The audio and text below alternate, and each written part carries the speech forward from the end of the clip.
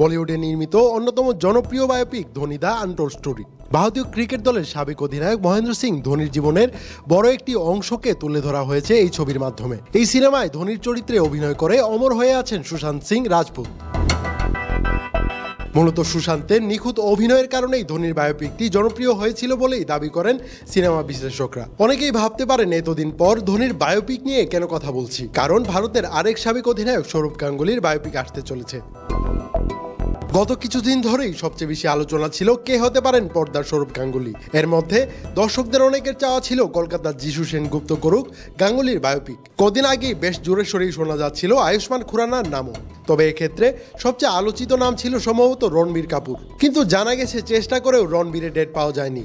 আরেক অভিনেতা ভিকি কৌশলকেও পাওয়া যায়নি এই সিনেমার জন্য। আরও যে অভিনেতাদের কাছে এই প্রস্তাব গিয়েছিল তারা কেউই রাজি হয়নি বাঙালি ক্রিকেটারের বায়োপিক করতে। নিশ্চিন্তে খান স্বাস্থ্যকর অল টাইম পান, অল টাইম হেলদি লাইফ।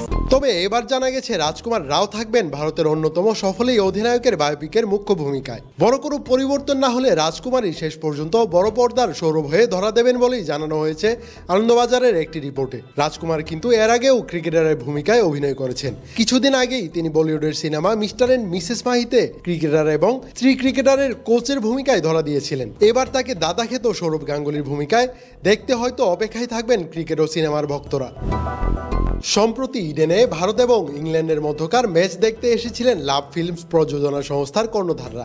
সেখানেই গাঙ্গুলির সঙ্গে আলোচনা সেরেছে প্রযোজনা প্রতিষ্ঠানটি। বায়োপিক নির্মাণে বড় ভূমিকা রয়েছে সৌরভের বাল্যবন্ধু ও প্রাক্তন ক্রিকেটার সঞ্জয় দাসের। তিনিও ইডেনের আলোচনায় উপস্থিত ছিলেন। ম্যাচ শেষে তারা দ্রুতই পর্দার সৌরভের নাম ঘোষণার ইঙ্গিত দিয়েছেন।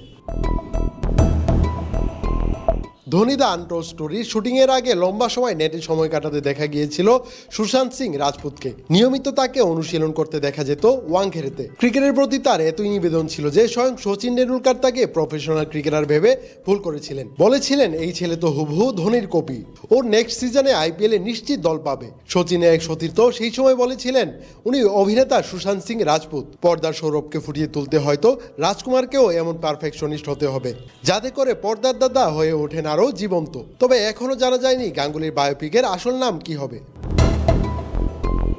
সৈয়দ সামি, ক্রিক ফ্রেন্সি।